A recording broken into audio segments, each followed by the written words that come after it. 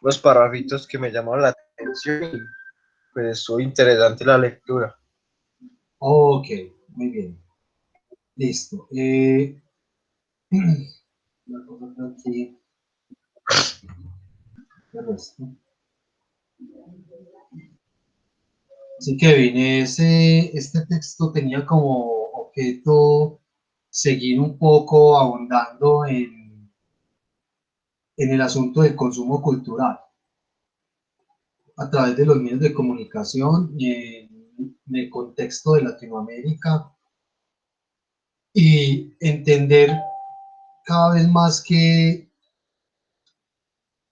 esas son como las características que nosotros, en nuestra condición de latinoamericanos, afrontamos cada vez más con el consumo de medios y de contenidos en el contexto particular en el que nosotros nos encontramos, específicamente en Latinoamérica y Colombia, y que el consumo cultural no es solamente un asunto de ver o consumir contenido, sino que implica una serie de cambios y de transformaciones que nosotros siempre vamos a ver vivenciados en actividades cotidianas que hacemos. Es decir, ese consumo cultural de alguna u otra forma va incidiendo tanto en las dinámicas propias y cotidianas que nosotros hacemos en la vida diaria eh, y que eso de alguna u otra forma va afectando de pronto como nuestros juicios, nuestras ideas,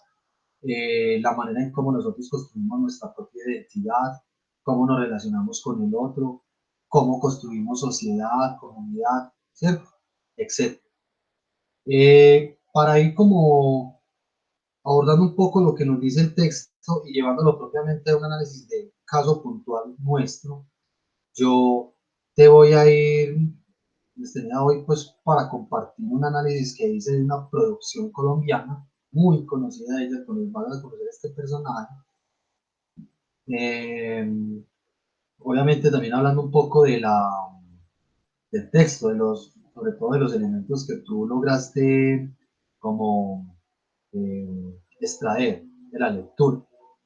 Sin embargo, para empezar entonces, Kevin, ¿qué aspecto resaltaste entonces de esa lectura? Mm, bueno, profe, me llamó pues como cómo, pues, cómo se está como acomodando la cultura según la transformación pues, de los medios y cómo ha avanzado respecto a ellos. Pues como ahora tanto pues, los contenidos y los medios están cambiando pues como el imaginario global, ¿cierto? Sí, Como esa concepción mencionan mucho en el texto a las artes, como las artes escénicas, el ballet, pues ya como los porcentajes de asistencia como a ese tipo de espectáculos presenciales o a estas formas de, sí, como a estas artes y en comparación a la televisión, el porcentaje es bastante alto, creo que es 96% contra un 4%. Cosa que se ve mucho ahora ya como pues con la facilidad que nos brinda pues los medios. Por ejemplo, vos ya no necesitas ir a teatro, sino que buscas una obra de teatro ya lista en internet, lo mismo en el cine, ya no tienes que ir al cine, sino que buscas la película en internet. Entonces hace como mucho énfasis en cómo ha mutado toda esa forma de las artes y del entretenimiento como tal. ok, muy bien, Kevin. Miguel, ¿cómo estás? Hola, profe. Bien, gracias. Miguel, estamos hablando un poco del texto. Ah, profe, la clase pasada yo entré a la sala y estaba vacía. Yo no sé si hubo clase anterior, ¿A qué hora, la semana pasada, y a a qué las hora 2, a las 2 y me parecía vacía, como si no hubiera entrado nadie. No extraño. La clase pasada no hubo clase porque nadie asistió. De hecho, yo estuve aquí pendiente, pero nadie se, pues, o sea, no, la plataforma no me reportó gente conectada, estudiantes conectados. E incluso la dejé abierta bastante rato, pero estuve muy pendiente y me parece muy extraño, la Porque verdad. yo entré Pues la clase, y me aparecía vacía la sala y yo como, ah, bueno, temas que todavía no es la hora de clase o están empezando más tarde porque mientras llegan los estudiantes o algo así, me desconecté y a los 15 minutos me volví a conectar y no había nadie. Pero fue la clase pasada. Sí, la clase pasada. Ok. Sí, muy, muy extraño, porque la clase pasada no se hizo precisamente por eso, porque no, la plataforma no me reportó asistencia de estudiantes, no estaban acá conectados. Y yo dejé esa sesión abierta y otra cosa que está pasando. Es que ustedes, yo les estoy enviando un correo a ustedes con el link y a la hora de darle clic al link, pues está deshabilitado. No sé por qué está pasando eso. O sea, lo que me toca a mí hacer entonces es conectarme, o sea, darle clic al link que yo les envié, me aparece que la sesión no está habilitada y me toca habilitar otra, y por eso es que les mando este correo así. Básicamente como dos correos, pero no sé por qué el Meet, esta plataforma me está representando esas dificultades, ¿cierto? Pero bueno, entonces en la clase antepasada pues, estuvimos conversando un texto. Perdón, tenían que leer un texto para la semana pasada y para este debían de leer otro. Todos estamos hablando del asunto del consumo cultural. Queda como ejercicio, como tarea leer el anterior texto, muchachos, porque ya estamos conversando propiamente de un concepto clave para entender el asunto de la recepción de información y de contenido de los medios de comunicación, que es el consumo cultural, entenderlo, qué es, de qué trata y por qué es importante hablar de eso, por qué es necesario hablar de consumo cultural frente a un asunto de consumo de contenido de los medios de comunicación, ¿cierto? Estamos hablando con Kevin acá de aquellos extractos, aspectos interesantes, relevantes que ustedes lograron extraer del texto. Ya Kevin hizo una pequeña intervención. Te pregunto, Miguel, ¿leíste el texto? ¿Qué te llamó la atención? ¿Qué inquietudes, consideraciones ves al respecto? Pues sí leí el texto muy por encimita. Yo normalmente lo que hago con los textos, normalmente no profundizo mucho en los textos que me mandan, la verdad, sino que a veces que me pongo a buscar sobre el tema para entender más el texto, busco otros temas en cuestión. Ok, Y pues es interesante hablar y más en la época que estamos y es la importancia que está teniendo actualmente las industrias culturales y cómo de alguna manera ayudan también como a la población a sobrellevar de mejor en una cuarentena, por ejemplo. sí, O sea, actualmente, eh, de hecho, por así decirlo, las grandes revoluciones, por así decirlo, en la industria de lo que es los medios de comunicación y más que todo enfocándonos en el entretenimiento, es YouTube y las plataformas ¿de qué? De streaming o de como Netflix, que pues, ¿cómo es que llaman? OTS, ya me olvidó cuál era el nombre oficial de ese tipo de plataformas.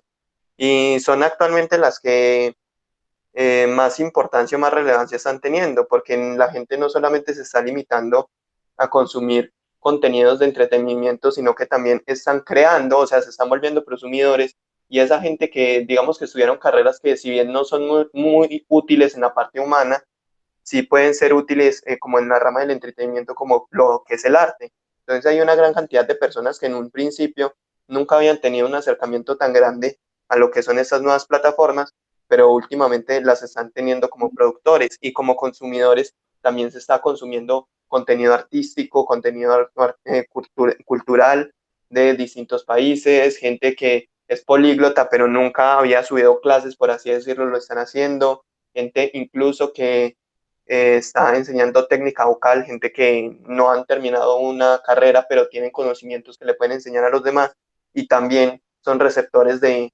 ese tipo de contenidos. muy bien, Miguel, muchas gracias por tu intervención. Kevin, ¿qué más tienes por comentarnos del texto? Profe, pues también como muy ligado a las cosas que decía Miguel, pues ¿Cómo qué? el texto dice que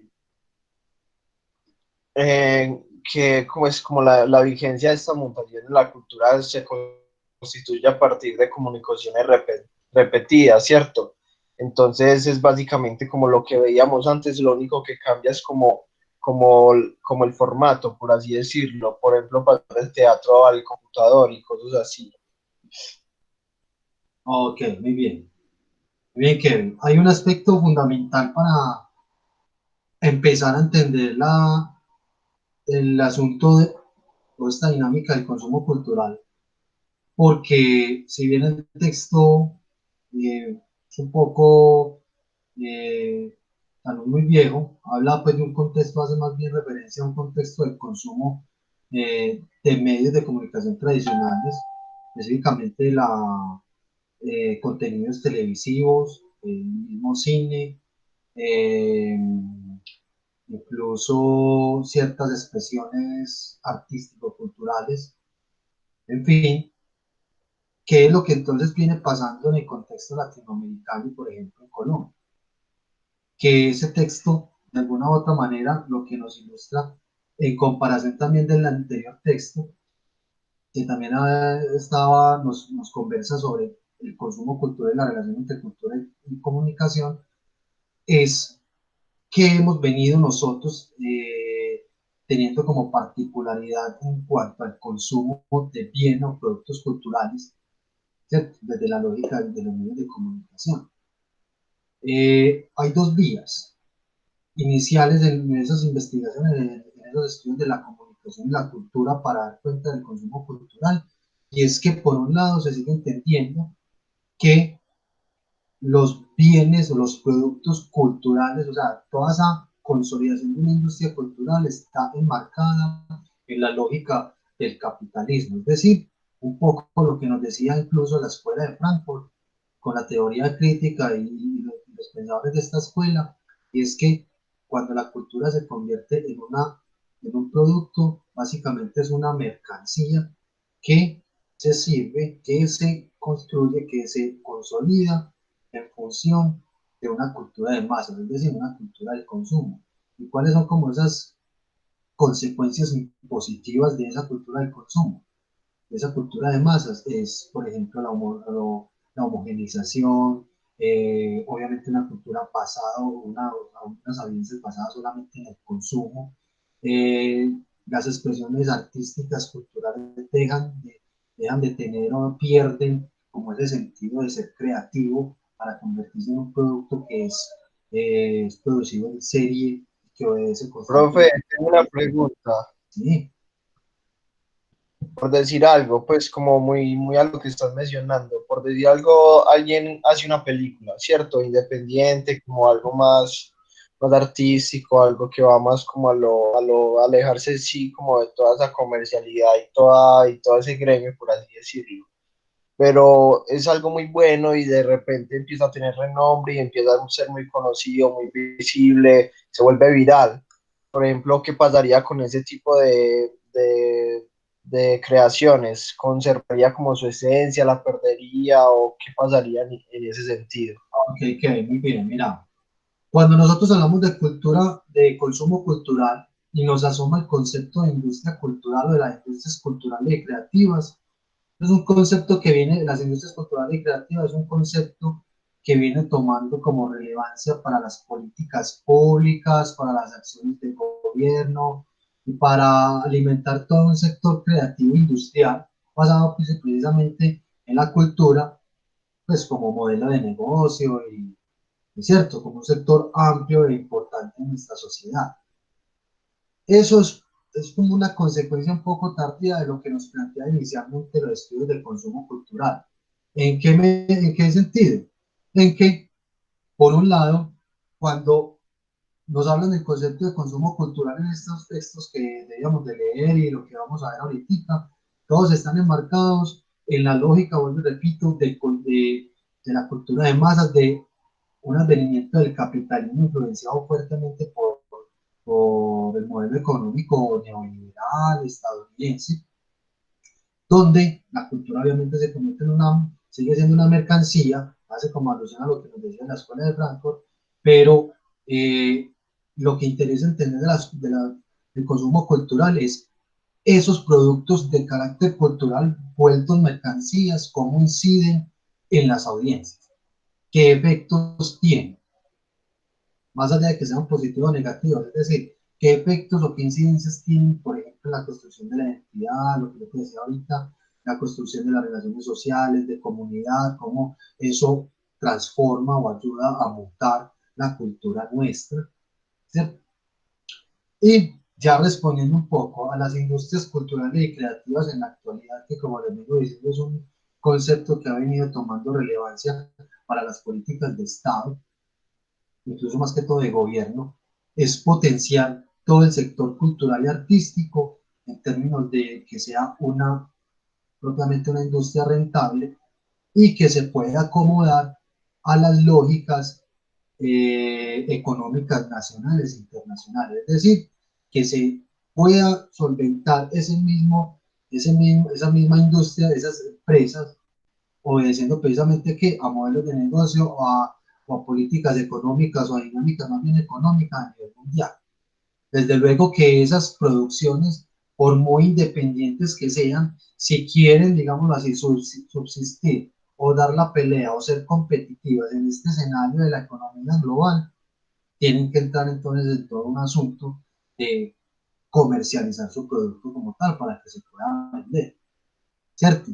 Sin dejar, o digámoslo así, sin el temor de que pierda su esencia en términos de lo que se quiere narrar en una historia, en una película, en un cortometraje, en el caso específico del audiovisual, por ejemplo, de un producto audiovisual. Lo que pasa entonces es que, yo repito, el consumo cultural lo analizamos no solamente desde la producción misma del producto cultural, sino desde el consumo y las incidencias e interpretaciones que nosotros hacemos como audiencias, como públicos de esos productos. Es eso, cómo afecta algo en mí, en mi persona, en su manifestación individual y en su forma colectiva, ¿cierto? Entonces, Kevin, muchos de los productores, realizadores independientes dirán, no, vamos a hacer esto por amor propio, por motivación propia, pero no vamos a entrar como en esa dinámica, en ese juego de ese capitalismo o esa competencia voraz.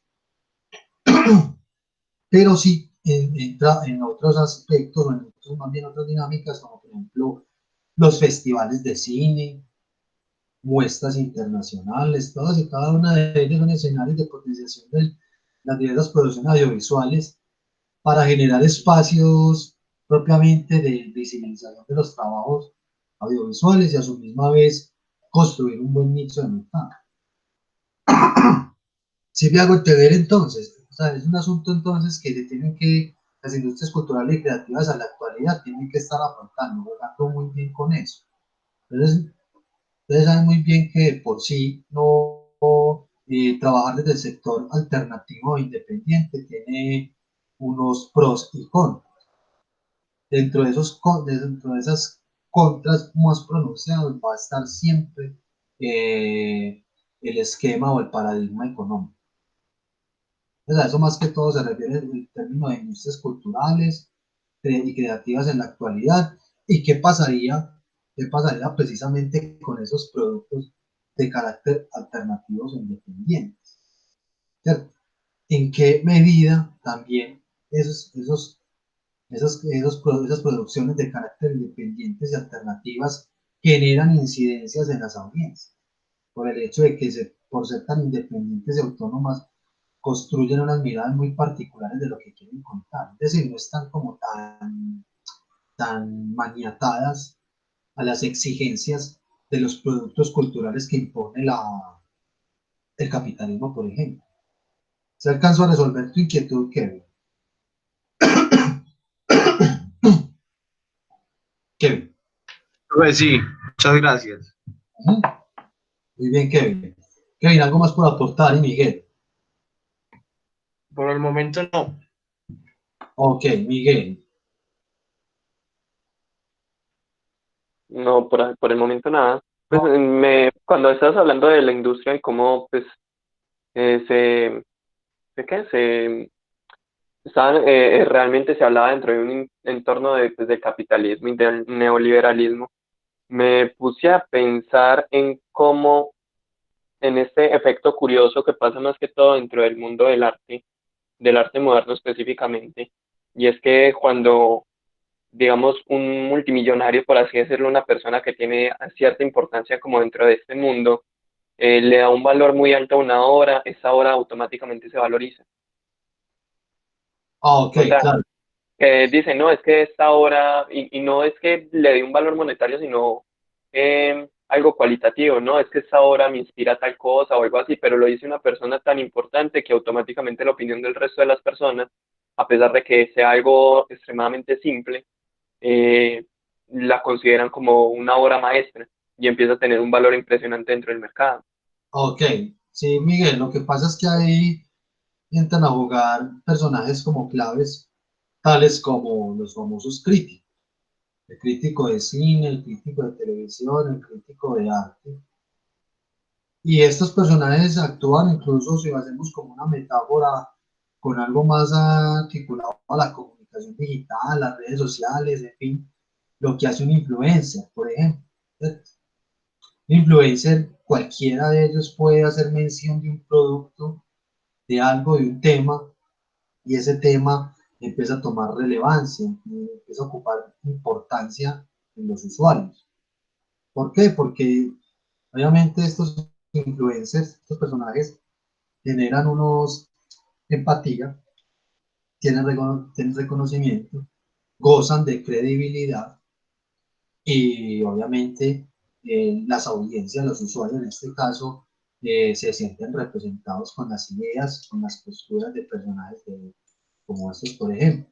Entonces pongo la metáfora del influencer digital al crítico de cine, al crítico de televisión, al crítico de arte, del arte, porque actúas como una especie de influencia, ¿cierto? Algunos como una similitud.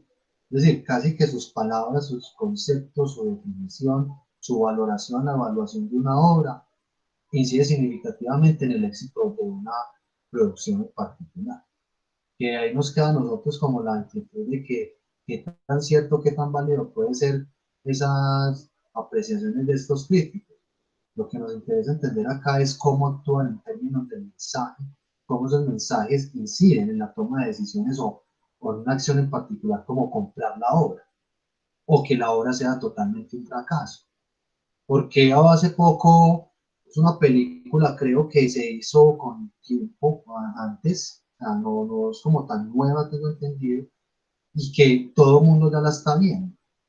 Me refiero a esta película, esta producción española de Netflix, que se llama El Hoyo. Me imagino que se la vieron. Sí, Sí, o la hemos escuchado por ahí. Sí, yo ya también la vi.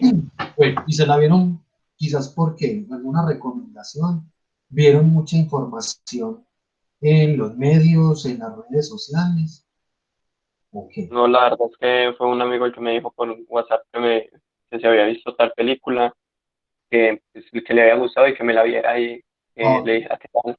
Y ya. ok, muy bien. En el caso de Miguel, en el caso de Kevin, ¿cómo fue que te diste cuenta de la película? Pues no, un día, pues hay un amigo mío que siempre me pide como que le haga recomendaciones de películas y cosas así. Y un día, pues me dijo que si ya me había visto el hoyo y me contó, pues, como más o menos por encima de qué trataba y de que era algo así súper volado. Entonces, me generó curiosidad y me la vi. Sí, Pero la verdad, hasta el momento no había escuchado mencionar de ella. Después de que me la vi, como al rato fue que sí, ya empecé a ver como mucho renombre en redes y cosas así. Ya empecé a ver el hoyo por todas partes. sí, muy seguramente pasó eso, Kevin. Y Miguel, la recomendación vino por parte de un amigo, alguien cercano de usted.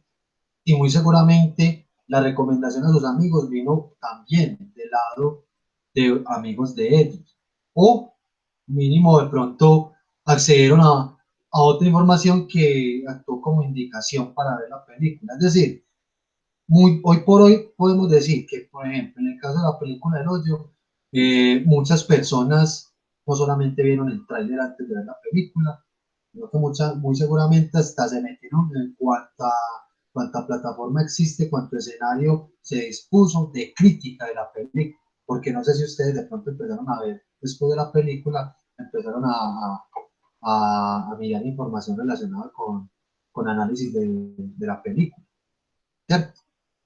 Entonces, ahí ocurre un fenómeno interesante. Y es en la medida, muchachos, en que muy posiblemente esta película El Hoyo la catapultó una determinado número de críticas o una serie de críticas especializadas, ahí lo especializado quedaría un poco entre comillas, pero sí que le da un renombre, o sea, incentiva y motiva el consumo, ¿cierto? Porque, bueno, les digo, es una película que no es nueva, o sea, tampoco es muy vieja, pero ya existía y no sé si es había que analizar otros elementos, incluso en contexto, el confinamiento, todo este tema del aislamiento social, en fin, ponen en juego una serie de temáticas que van cobrando vigencia en la actualidad. Entonces, muy seguramente se habrán disparado el consumo de películas con contenidos posapocalípticos, es decir, de infecciones, de pandemias, de zombies, temáticas de ese tipo. También películas relacionadas o temáticas relacionadas con que, por ejemplo, cómo el ser humano empieza a superar crisis de este tipo, o el poder de la naturaleza, que nos demuestra que los seres humanos somos más bien como un estorbo para el medio ambiente, porque lo contaminamos. Entonces empiezan a operar una serie de discursos que muy seguramente van incidiendo en esas dinámicas de consumo, le van dando renombre a ciertos productos, y por eso también las vamos consumiendo en determinadas situaciones, ¿cierto? Es un ejercicio interesante para generar una buena discusión del consumo cultural y que merecería incluso espacios más prolongados para hablar de eso. Muy bien.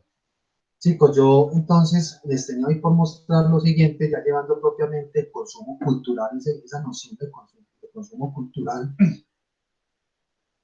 que se presenta en el caso latinoamericano y que lo vemos reflejado acá en nuestro país, en Colombia. Y les quiero presentar un personaje que ustedes ya conocen, eh, y conocen obviamente esta producción, ¿cierto? Pablo, el patrón del mal. Estamos viendo las diapositivas, muchachos. Sí, Sí, profe. profe. Bien, estas diapositivas ustedes las van a tener en el Drive. Vamos a ver entonces, este es un análisis que dice El patrón del mal, la serie de Caracol.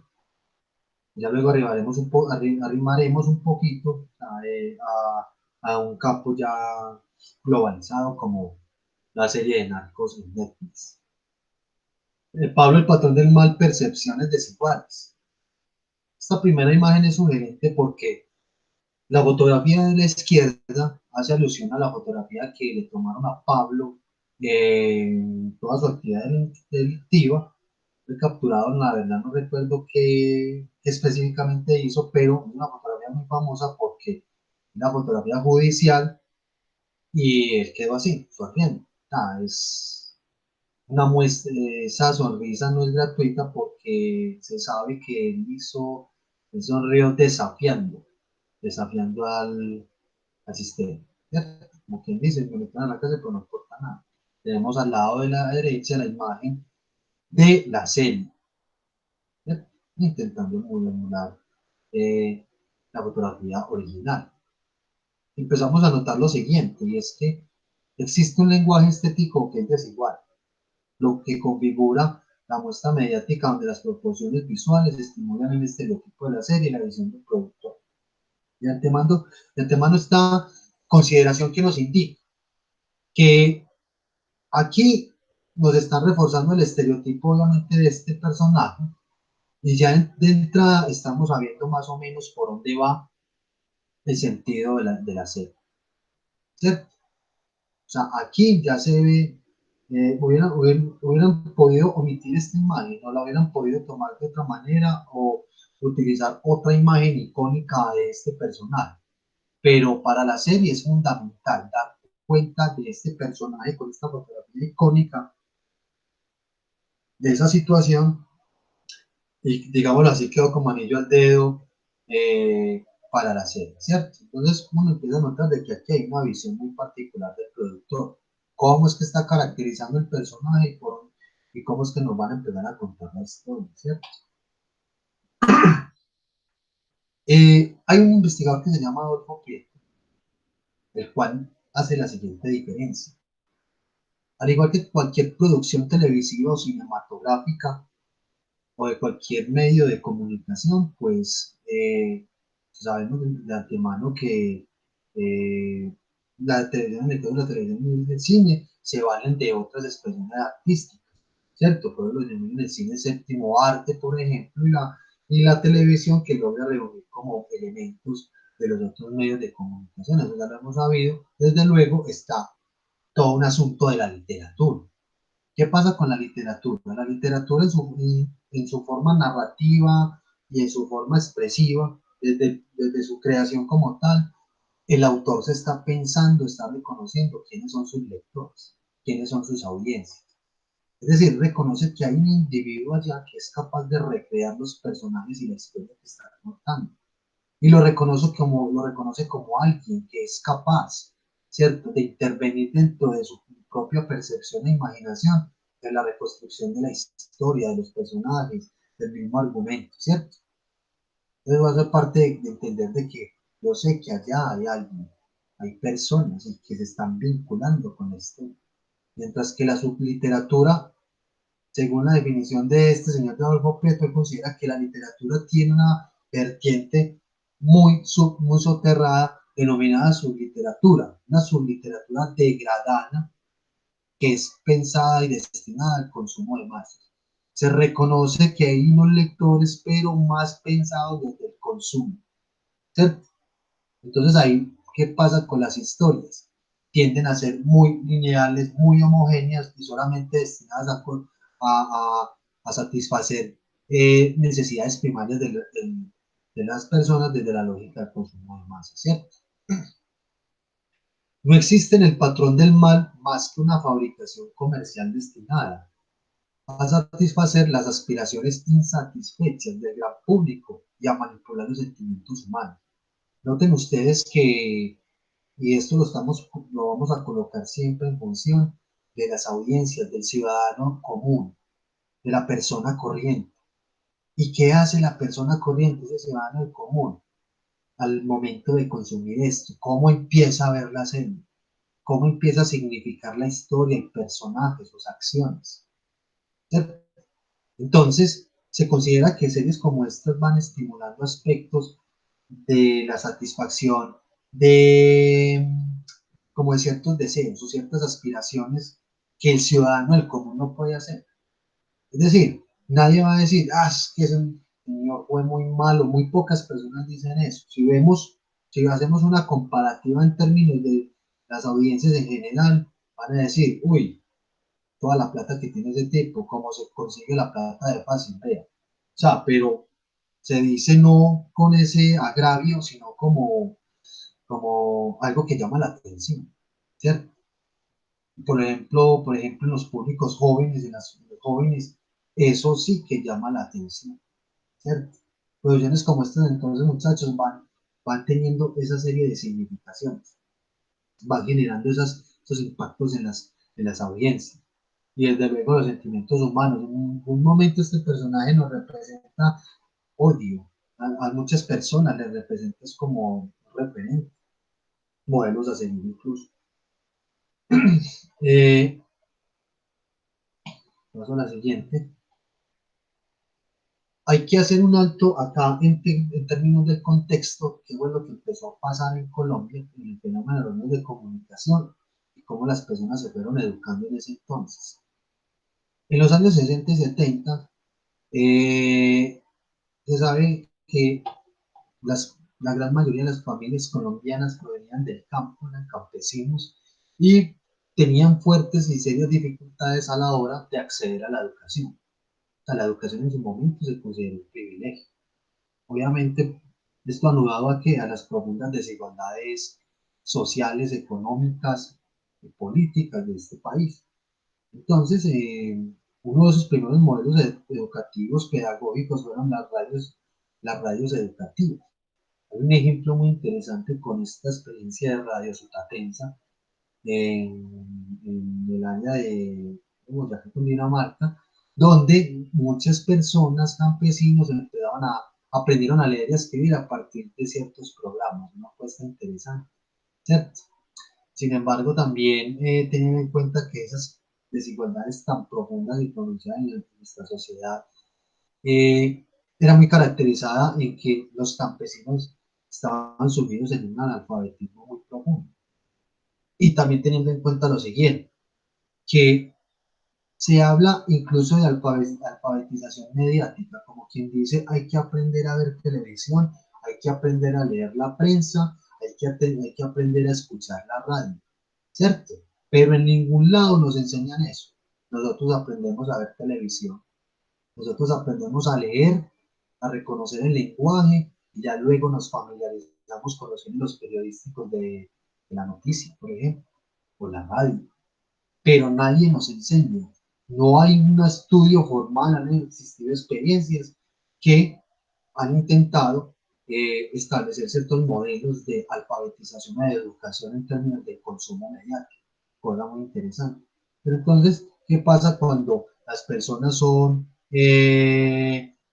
tienen un nivel de analfabetismo pues, pronunciado en en, bajo esta lógica? De la llegada de los medios de comunicación y sobre todo de estos contenidos de carácter educativo. Lo cierto es que, por ejemplo, la llegada de la radio, la televisión en los 60 y 70 no era considerado un medio masivo aquí como fuerte en Colombia. ¿Por qué? Porque la televisión tengo entendido que llegó en el 54 con Gustavo Rojas Pinilla, sí, llegó con Gustavo Rojas Pinilla, pero llegó con el artefacto, el servicio, más no habían producciones. Las producciones a gran escala televisiva, en términos de televisión, no existían en ese momento. O sea, la industria televisiva se fue desarrollando paulatinamente. Pero ¿qué empezó a pasar entonces con el tema de la radio? ¿Cierto? Se descubrió entonces, muchachos, que la llegada del artefacto, del dispositivo, del radio, ¿quiénes lo producían? No, obviamente no eran industrias colombianas, eran industrias estadounidenses que empezaron pues, a comercializar los artefactos, estos dispositivos y que pues, obviamente se necesitaba, digamos así, nutrir de ciertos contenidos la radio para obviamente hacer rentable el negocio. Entonces, en suma medida se puede entender de que eh, Estados Unidos tuvo una intencionalidad de, entre paréntesis, perdón, entre comillas, modernizar las conciencias de las personas, más bien como eh, moldearlos como individuos aptos para el consumo. Pero un individuo apto para el consumo o con esa condición de consumista desde la lógica de la cultura de masas, ¿cierto? Entonces eso es un aspecto interesante a resaltar, ¿cierto?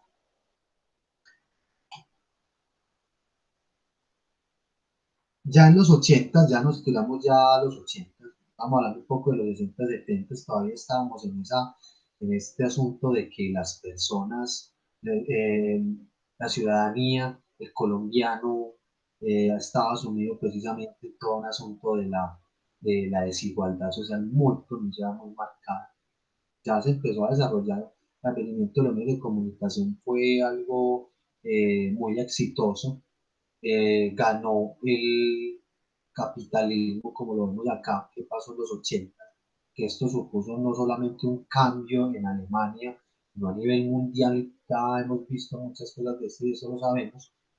¿Qué pasó, qué pasó con la caída del muro de Berlín? ¿Qué significó?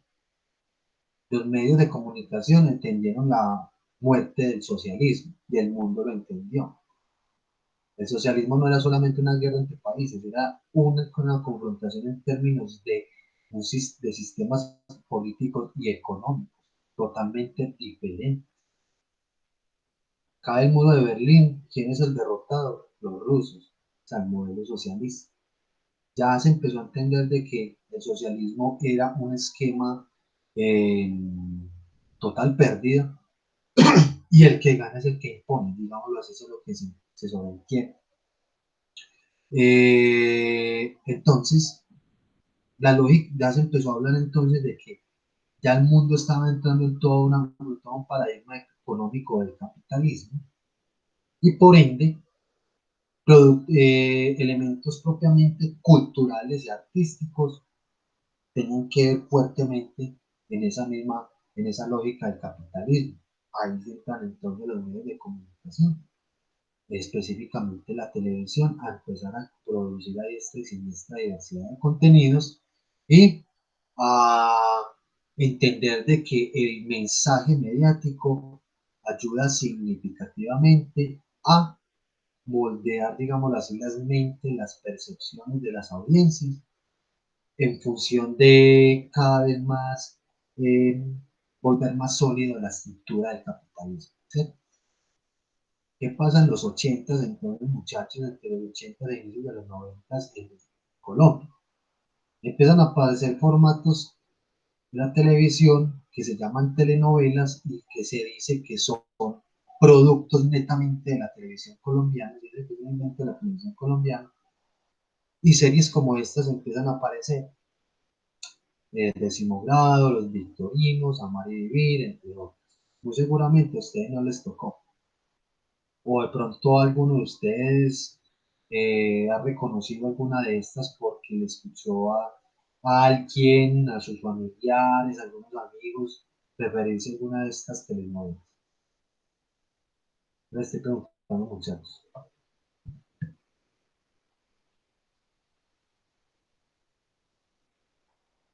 Hola, ¿siguen ahí? Sí, profe. Ok, las habían escuchado. No algunos, pues por mi abuela y por mi mamá. ¿Y qué te comentaron, por ejemplo? La verdad es que nunca les pregunté, sé que tienen tiros como con respecto a las novelas, como que mencionan un personaje o a veces comparan una persona con un personaje de esas novelas, pero Oh, muy bien. nunca me ha dado como la curiosidad de decirles como, venga, y es que, ¿por qué? Es que, ¿qué cualidades tienen o algo así? No. Ajá, muy bien.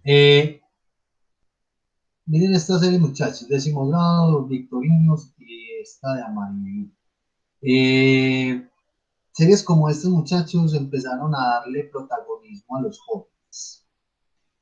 ¿Qué pasaba a los 80, de inicios de los 90 en términos de contexto en Colombia? Los jóvenes siempre han sido considerados como una población vulnerable en riesgo por parte pues, del Estado colombiano, por parte del gobierno. Es decir, al ser una población vulnerable y en riesgo, pues hay unas medidas que se llaman políticas de intervención pues, para mitigar los riesgos de esta población. Sin embargo, acá empezaron a aparecer los jóvenes como protagonistas sociales y culturales, muy marcados también por la violencia, como partícipes de la violencia, ¿cierto? Y además porque a los jóvenes les pasaba un montón de cosas, como a los jóvenes de cualquier generación, pero, o sea, empezaron a cobrar relevancia, o sea, fueron visibilizados de alguna u otra forma. Y fueron empezando estas telenovelas a contar cosas muy cotidianas de la sociedad colombiana, vividas y sentidas, construidas desde los jóvenes, por ejemplo. Décimo Grado, ¿qué pasa en un colegio, en un salón de clases, las relaciones de amistad, ¿cierto? Los jóvenes de esa época se sintieron identificados con estos pelados del colegio, porque era lo que estaba pasando al interior de las aulas, en una institución educativa. Los victorinos, personajes que por una mística estaban unidos, no fueron curiosamente llamados victorinos, cada uno de ellos pertenecientes a estratos socioeconómicos diferentes, clase alta, clase media, clase baja, ¿cierto? Que lo único que tenían en común era el nombre y la iniciativa de ellos era encontrarse, encontrarse. ¿cierto? Y la premonición, porque es un asunto místico, ¿cierto? Ahí está la cultura popular. Bueno, por si se la quieren ver, hay incluso adaptaciones de los victorinos, ya más actuales, pero esta es súper genial, y la original fue la primera. Eh, que de hecho tiene otro nombre. No se llama Los Victorinos, la gente lo empezó a conocer como Los Victorinos, pero se llama, creo que si no lloras, algo así. Cuando quiero lloro o algo así, no sé, tiene un nombre ahí que no tiene nada que ver con los victorinos, pero la gente lo conoce comúnmente como los victorinos. Eh, la primera imagen de esta telenovela empieza con una premonición por parte de una persona, una mística, la que normalmente conocemos como una bruja que lee cartas, de tabaco, en fin, cosa muy de la cultura nuestra, ¿cierto? Esos misticismos, esas excentricidades en lo religioso. Y dijo, la premonición consistía en decir de que cuando Victorino y el otro Victorino se encuentren, Victorino morirá. Y eso tiene una canción hasta toda tenebrosa, charla incluso muy llamativa. Los tres no se podían encontrar porque el día que se encontraban iban a morir. Y evidentemente pasó así, ¿cierto? Aunque los tres no se encontraron, no se conocieron, solamente conocieron estos dos, faltaba, estaban buscando a este y la historia es interesante, muchachos. ¿Cierto? En fin, estratos socioeconómicos, lógicas muy diferentes. Lo que le pasa a un joven de estrato socioeconómico uno, 2 y 3, ¿cierto? Clase media, clase alta, clase baja, en fin. Amar y vivir, una telenovela que narra o está más bien ambientada en las relaciones de pareja, en las afectividades de los noviazgos, ese tipo de cosas. Pero también empezaban a exhibir asuntos como el machismo, el, el trato hacia la mujer, el rol de la mujer en la sociedad colombiana. Entonces, series como estos muchachos, al igual que muchas otras, en el contexto de los años 80 y 90, empezaron a ocupar o más bien a trabajar aspectos relacionados con la cultura popular. Todas aquellas cosas que nacen desde lo cotidiano, desde el diario vivir, ¿cierto? O sea, aspectos incluso muy folclóricos.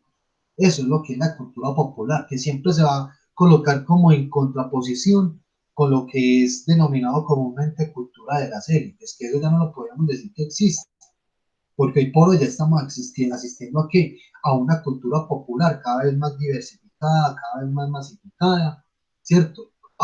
Y a unas audiencias más fragmentadas. Series como estas, entonces, chicos, generaron reconocimiento de identidad en Colombia.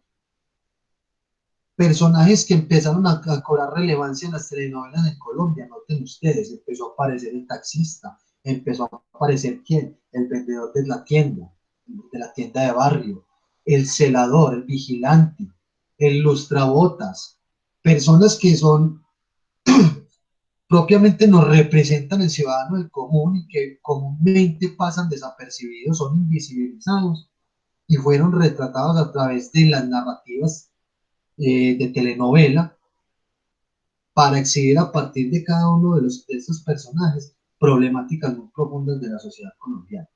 ¿Listo?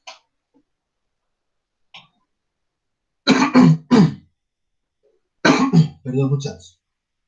Bueno, ¿qué pasa entonces en la primera década del siglo XXI?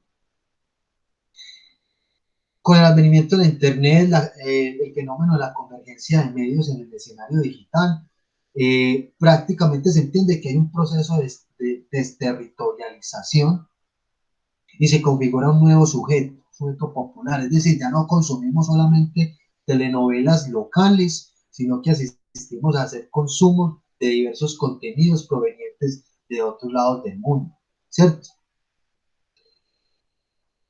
Pero recuerden que este individuo, este sujeto del consumo, siempre va a estar pensado, hace parte de la lógica o de la estructura operativa de la economía capitalista, ¿cierto?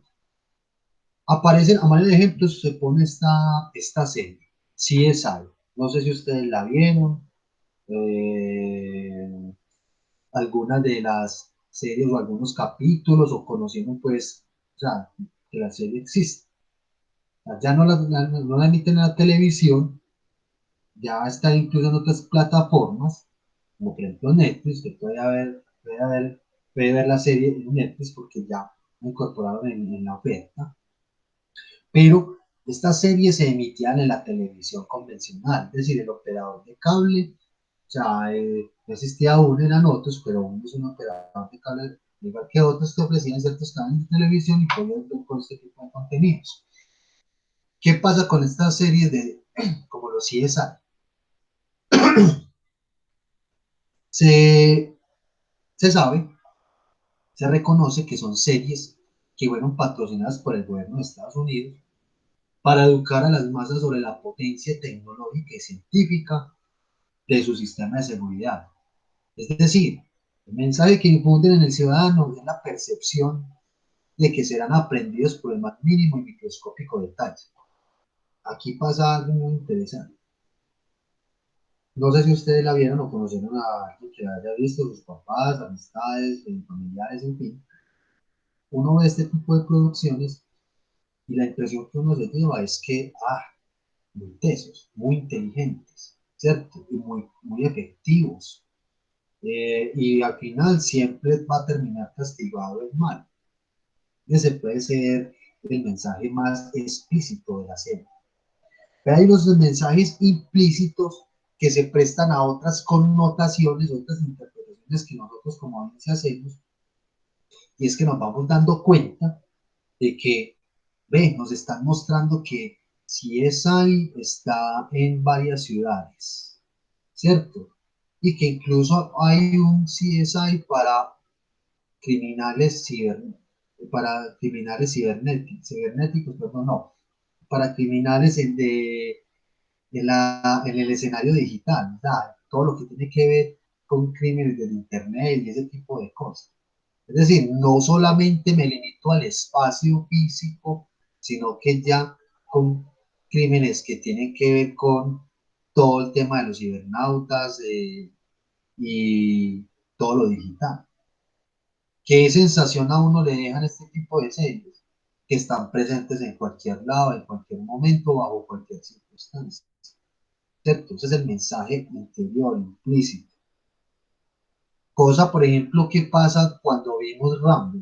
¿Todos vieron Rambo? ¿Alguna película? No, ninguna me gusta. Bueno, Parecen extremadamente exageradas.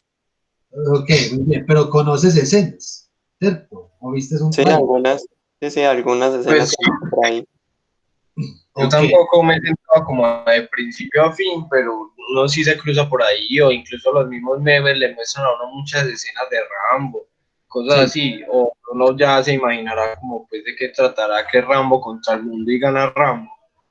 muy bien. Y de lo que hemos visto en memes, de lo que hemos visto por ahí en imágenes, de esas referencias que tenemos, ese Rambo que hace y dónde ha estado.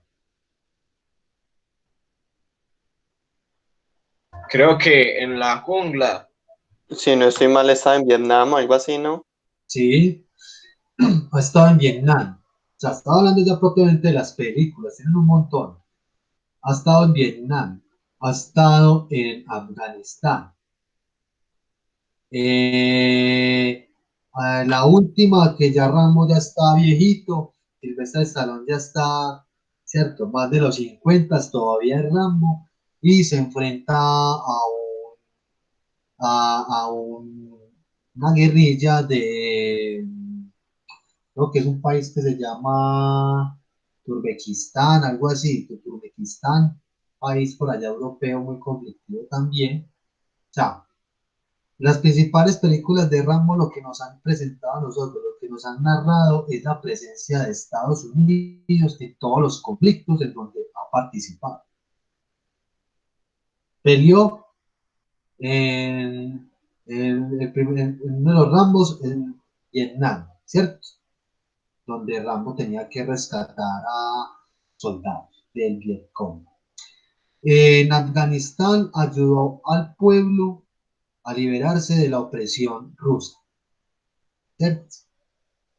Y así sucesivamente siguen las otras. Entonces mire que el personaje no es gratuito, es una metáfora que alude a la presencia y la intervención, a justificar la intervención de Estados Unidos desde un rol de salvador. ¿Sí o no? De hecho, elementos dentro del signo hollywoodense muy recurrentes van a ser que elementos que nosotros ya reconocemos y que cualquier persona va a ver, muy propios del patriotismo norteamericano.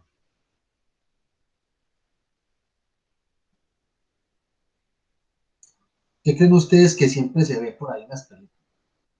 ¿Qué vemos nosotros?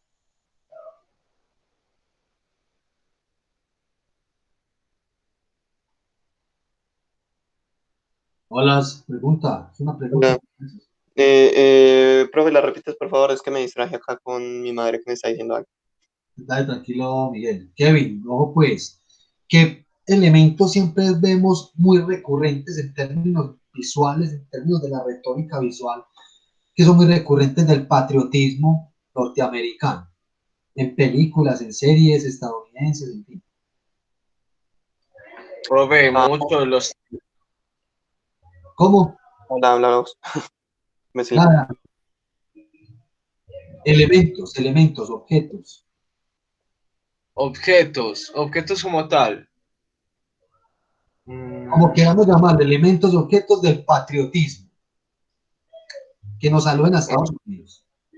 la bandera, el águila, por ejemplo, el capitalismo, las alusiones al tío Sam, por decirlo así, como la división de los estados, mm, como esa imagen del primer mundo que tratan de imponer siempre,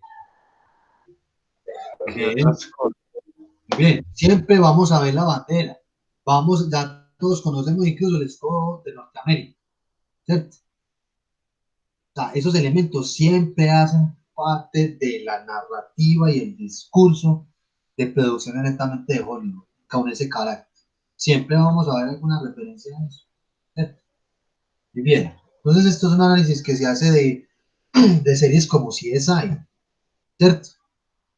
Muchachos, uno en este nuevo sujeto, audiencia, dentro de esta lógica de esos contenidos en particular, vea, aparecen hábitos que hay que analizar, aparecen competencias. Estas competencias no se refiere como si fuera una carrera, como si fuera una lucha para ganar algo, no. Las competencias se entienden como habilidades y destrezas que tienen cada vez más las audiencias para interpretar los mensajes de los medios de comunicación en sus diversas formas y estructuras narrativas, estéticas, etc. Analiza prácticas, comportamientos sociales y culturales en la praxis de la vida cotidiana. Entonces, de esa manera, es que ya nosotros vamos entendiendo entonces que, no es que la gente solamente entiende el mensaje tal cual y bueno, ahí le cambió su pensamiento. No, esto lo vamos viendo en el escenario de la vida cotidiana, cómo se empiezan a comportar las personas, cómo empiezan a pensar, cómo sus discursos, lo que hablan, cómo se expresan, ¿cierto? Chicos, ya vamos a ir acabando esta presentación, vamos redondeando entonces, volviendo al tema de Pablo el patrón del mal. De por sí, Pablo el patrón del mal, la serie, se entiende que es una mirada mediática netamente de un canal privado, de Caracol, en una lógica de un discurso capitalista, ¿cierto? Pablo el patrón del mal es un producto netamente para el entretenimiento, muy comercial. ¿Qué pasa con los escenarios representados acá? ¿Qué supone Pablo el patrón del mal? En una primera instancia, se entiende que hay un territorio ocupado por una influencia mediática que trae el espacio, gracias al proceso de globalización que lo revitalizó, para que las nuevas generaciones que poco conocen la historia, para las nuevas generaciones que poco conocen de la historia reciente del país. ¿Qué pasa? ¿Qué tiene que ver esto con la historia? Obviamente no se puede dejar de lado el hecho de considerar que Pablo Escobar marcó un hito importante en la historia de este país. Cualquier documento, en términos de las historicidades de cualquier sociedad, cualquier texto, cualquier documento, cualquier recurso que se emplee para dar cuenta de la memoria y de la historia de un país, de una sociedad, pues uno se puede encontrar con producciones de este tipo. Imagínense ustedes en una situación en la siguiente: pasa algo queriendo el destino no sea así, pero una catástrofe a nivel mundial y que los sobrevivientes quieran dar cuenta de cómo era que se vivía en el pasado. Y suponiendo que entonces en, en ese escenario esos sobrevivientes encuentren algunas copias o algunos productos como estos, como de Pablo Escobar, el patrón del mal. ¿Cómo van a construir ellos la memoria? ¿Cierto? ¿Lo ven? Que ahí entonces es donde nosotros entendemos que la historia, la reconstrucción de la memoria de la memoria y de la memoria histórica de un país se ve afectada por este tipo de productos, al ser representado de esas formas, de esta manera, ¿cierto? Entonces, productos de este tipo obedecen, recuerden, a una lógica de la globalización. Lo que supone la economía capitalista es supuestamente la apertura de mercados, ¿cierto? Una libre circulación de la mercancía, ¿cierto? Pero no precisamente de manera igual. ¿Y qué pasa entonces a la hora de que un producto actúa desde la globalización? Al llegar a otro lado, ¿cómo van a ser las interpretaciones si se desconocen contextos? Caso específico, cuando alguien se refiere a Colombia y va a hacer una referencia inmediata a este personaje, ¿cierto? ¿Cómo es posible que entonces en Europa reconozcan que existe Colombia por un personaje de esta y no por otras características y otros atributos que tiene el país, ¿cierto? Segundo, hay una audiencia permeada por la hibridación de culturas que facilitan la deconstrucción de la memoria de la nación debido a la sobreexposición de los contenidos transnacionales. Es el reemplazo de la población de los anteriores contenidos, es el reemplazo poblacional de los anteriores contenidos por otros contenidos más desde la lógica muy comercial y desde la globalización. ¿Qué pasa entonces, chicos? Esta audiencia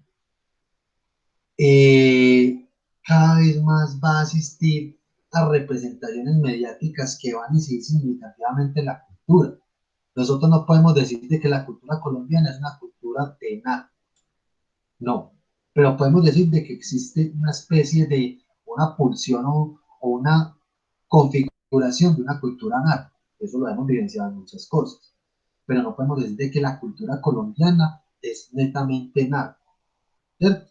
Entonces, las audiencias cada vez más jóvenes, más inquietas y más expuestas a un fenómeno de la globalización que hace que se den hibridaciones culturales. Hibridaciones son mutaciones, ¿cierto? Es una amalgama de cosas, una transformación que hago de algo, en este caso de la cultura.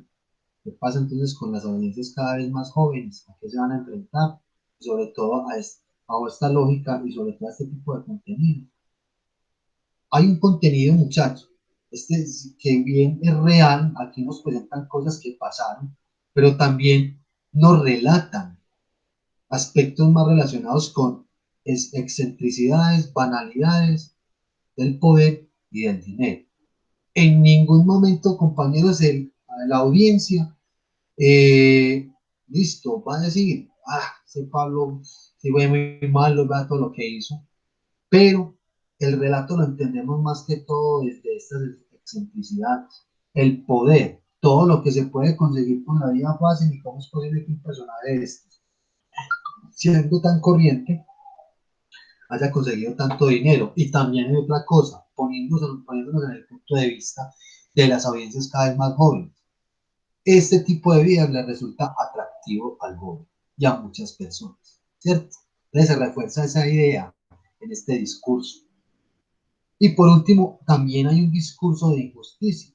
Se repite el mismo concepto de corrupción, vandalismo, poder, donde predominan el dominio y manipulación mediática como apología al delito. Entonces, aquí lo que nos están diciendo es que este señor hace cosas a diestra y siniestra. El gobierno colombiano de ese entonces es incompetente. Y fuera de eso, que es incompetente, es corrupto. Y eh, fuera de eso, nos está mostrando de que hay una serie de injusticias que se están viviendo a partir de este personaje, a partir de este personaje y que a su misma vez se va entendiendo que las instituciones del Estado, como la fuerza pública, policía y ejército, pierden validez. O sea, no representan al colombiano. De hecho, muchas personas se sienten identificadas con este personaje. ¿Han notado eso? Entonces, mire que series como esta también ayudan a reforzar este tipo de cosas. Eh, Aspectos como finales de Pablo el Patrón del Mal, que es un asunto muy desde la percepción. Retrata una visión del personaje que explica grandes rasgos, que aunque se retrata una versión del personaje, explica grandes rasgos sin mucho análisis, el que fuera el más grande narco del país. A Pablo aquí lo vemos como alguien omnipotente, poderoso, ¿cierto? Pero no como un individuo que le hizo como tanto daño al país, sino un personaje que es admirado pues por su viveza, justamente por su inteligencia, su poder de actuación sobre el otro, en fin, pero se entiende desde esa manera, ya desde un personaje que le hizo daño al país, por ejemplo. Le dio voz, series como esta, le dio voz a ciertos tipos de víctimas, aquellos que por su cargo tenían un tratamiento especial, muy notorio eso. Si hablaban de víctimas, hablaban, por ejemplo, de las víctimas de alto rango, de la policía o el ejército, o los políticos, pero es que también hubo víctimas de la sociedad civil. ¿Dónde quedaron entonces esas voces? Series como esta reconocen tan solo ciertas voces muy particulares por el tratamiento que tienen, ¿cierto? Por la representatividad que tuvieron en su momento.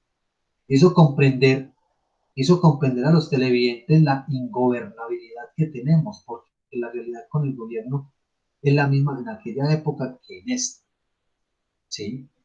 Básicamente es eso, cómo se supone que un personaje de estos haya sido congresista, haya sido senador, ¿cierto? La corrupción, lo que venimos hablando ahorita, es un fiel retrato de nuestro gobierno, de la sociedad colombiana y que es una muestra de la historicidad política y gubernamental que ha tenido Colombia desde tiempos atrás hacia acá. Desconocer la cantidad de víctimas simples, ciudadanos que sufren la barbarie del narcotráfico, ya lo dije ahorita, se desconocen las voces y estos personajes, personas pues del ciudadano corriente que fueron víctimas de este señor. No hay un reconocimiento real a las atrocidades y magnicidios ocasionados por el personaje. ¿Cómo así que un reconocimiento real? Nos hablan del atentado al DAS, al avión, al espectador, a cuanto edificio haya sido. Sí, pero recuerden que estos relatos son más basados desde la espectacularización de la violencia. En ningún momento nosotros sentimos horror o estupor al momento de ver el atentado. Ya, no estoy generalizando a toda la población, pero estamos hablando en términos comunes de las audiencias, una audiencia general. Entonces, vemos acá que desde el relato como tal, el atentado terrorista se nos presenta como algo espectacular, más no como algo grotesco, ¿cierto? Que eso es lo que nos debería ocasionar a nosotros. La serie no se entiende como una tragedia, sino como el relato manipulado y medio. Muy bien, es lo que aquí también se resume lo que venimos hablando. La serie no es una tragedia, es más bien una espectacularización de la violencia y de un personaje. La serie termina por explicarle a las nuevas generaciones una época de terror, pero con muchos vacíos históricos, claro. Y miren lo que pasa, a las nuevas generaciones, las nuevas audiencias, específicamente los jóvenes o incluso los niños que también vieron esto, muy seguramente van a ver estos programas, estos contenidos y van a entender cuál fue el país que vivieron sus papás o sus familiares en los años 80 y 90. Pero van a dejar de reconocer otros aspectos importantes de la historia porque la serie tan solo se centra en ciertos aspectos, muy sesgados incluso, ¿cierto? aquí hay unas consideraciones siguen siendo generales, unas conclusiones también muy generales, partiendo de investigadores como Néstor García Canclini, Martín Barbero, Grimson y Varela, que hablan ya recogen un poco como de la lógica operativa de los medios de comunicación, a qué es lo que nos enfrentamos nosotros con los medios de comunicación, en específico en la televisión, desde el contexto de la economía o el escenario de la economía del capitalismo. Por último, aterrizamos acá a Narcos, el capo globalizado, ¿cierto? Ya se nos globalizó el capo, y lo que básicamente nos está diciendo es que la globalización mediática y una transacción de la cultura no se queda solamente acá, no se nos quedó Pablo Escobar aquí en Colombia, sino que se va para otro lado del mundo, ¿cierto? Donde se permite reconstruir las verdades y diálogos según las necesidades del canal y los sujetos, ciudadanos en su nivel de educación. Este campo globalizado, que básicamente se ve representado en Narcos de Netflix, ya nos empieza a mostrar entonces otro panorama, ¿cierto? Yo tenía por acá para mostrarles un poco el tráiler de ambas producciones, para hacer un análisis visual del lenguaje audiovisual y narrativo, contar similitudes, diferencias y hacer una breve discusión grupal, muchachos, en términos de lo que ambas producciones suponen con este personaje en particular. ¿Listo? Las voy a mostrar entonces. Voy a empezar con esto.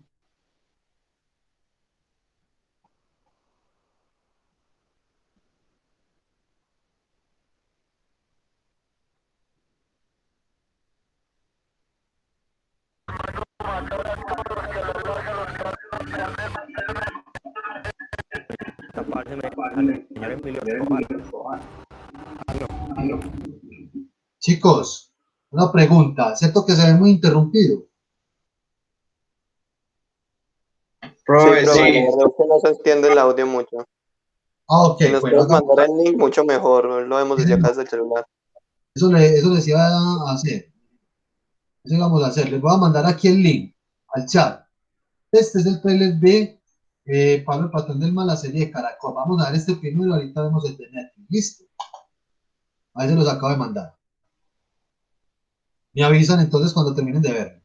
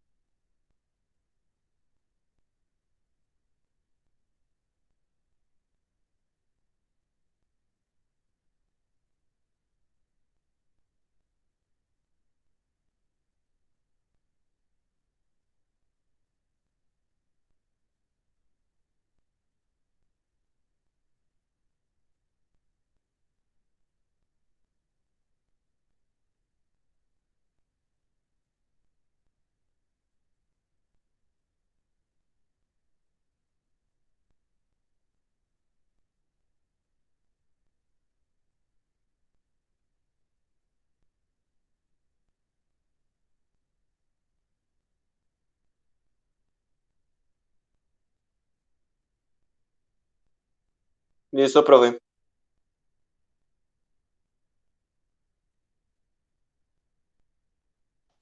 Listo, Miguel. Ya viste los dos. Ah, no, solamente vi el primero, no había visto que yo había mandado el segundo. Ya voy a ver el Segundo en el segundo. chat. El chat está segundo en Netflix.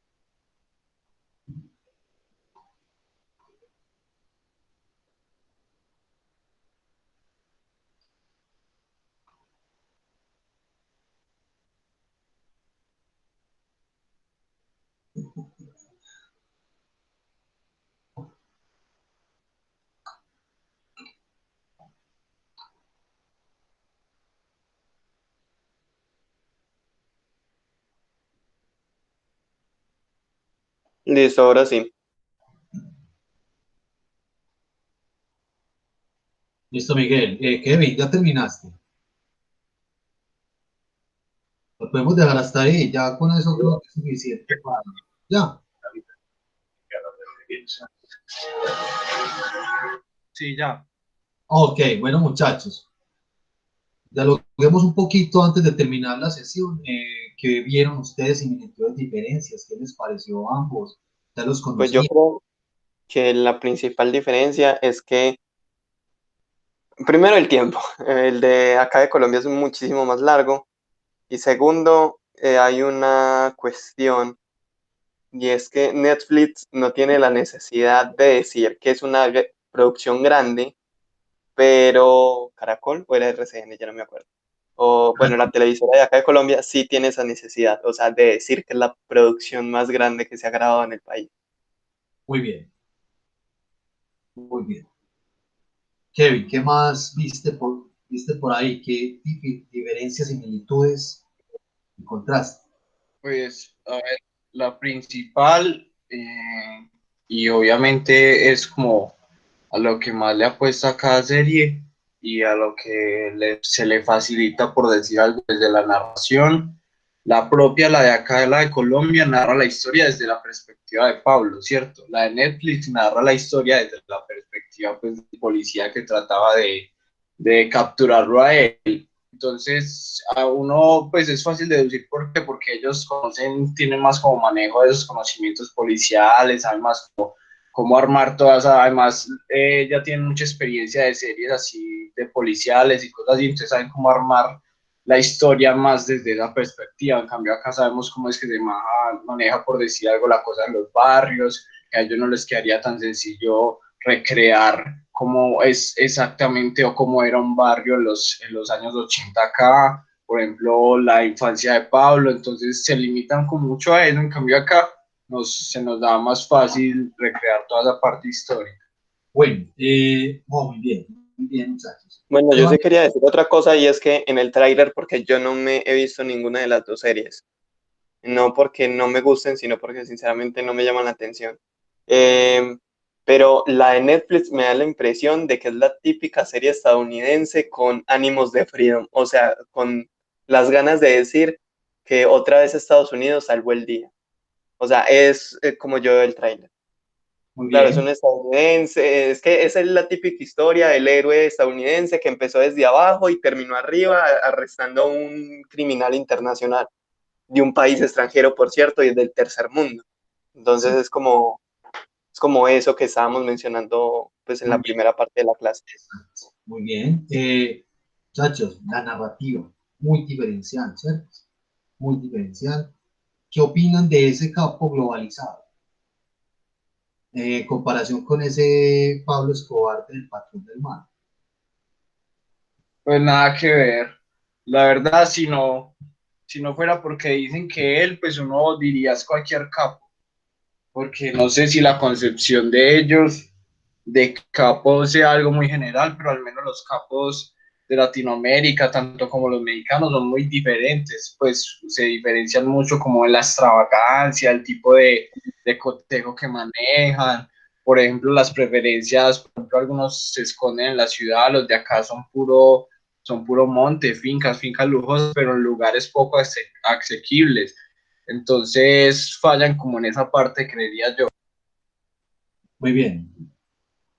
Sí, y también obviamente se ve reflejado en los diálogos, el tono, ¿cierto? Esa frase de plata o plomo. Ah, no hay, para el tráiler de Narcos de Netflix, es una frase pues también muy típica de este personaje. En fin, lo que queríamos mostrar entonces, muchachos, con ambos trailers, con ambas producciones, es que de antemano sabemos que hay una mirada muy particular del productor, ¿cierto? En el abordaje de un personaje en particular. Por otro lado, estamos asistiendo a que son dos producciones de carácter comercial, es decir, hacen parte de todo el andamiaje de la cultura del consumo, el consumo cultural visto desde la lógica del capitalismo, que ambas series fueron producidas para entretener, es decir, para venderse, y que están haciendo alusión al personaje, a un personaje en particular y a las diversas circunstancias, situaciones y acontecimientos que pasaron con este individuo y que si bien hay unos problemas profundos en los que yo les acabo de mencionar en las diapositivas, en la presentación, como por ejemplo la reconstrucción de la memoria y la historia de este país, ahora eso cómo se afecta en términos de la construcción de la memoria y la historia de este país con una producción tan globalizada como es este narco de Netflix. Asimismo, cómo es el retrato, la percepción que se va a construir de Colombia y de todo un modelo de sociedad y de incluso de economía cuando las personas vean en la serie de Narcos en Netflix, ¿cierto? Haciendo referencia a Colombia. O sea, indudablemente va a haber una incidencia muy significativa en las percepciones de los usuarios, de las audiencias. Entonces, mire que si bien el trailer nos exhibe muchas cosas de estas en términos del lenguaje audiovisual, en términos de la producción en sí misma, el análisis en términos de las influencias, los efectos que generan en las audiencias, de todo este asunto del consumo cultural tiene graves y grandes implicaciones. ¿Cierto? Es muy bien lo que ustedes acaban de hacer, muchachos, en términos del análisis de lo que dieron cuenta.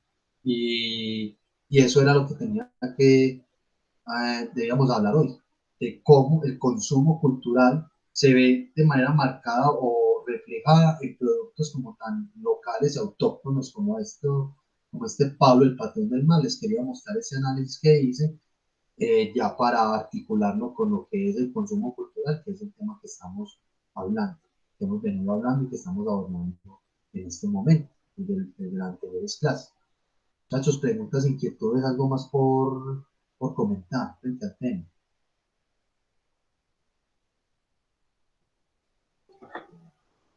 No, profe, todo No, muy claro. claro, está muy claro. Ok, muchachos, muy bien.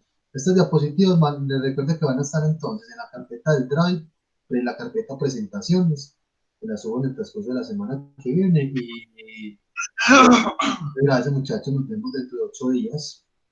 Listo, Listo, profe. profe, muchas gracias. Muy bien, feliz tarde. Listo, profe. Buena tarde, chao. Chao.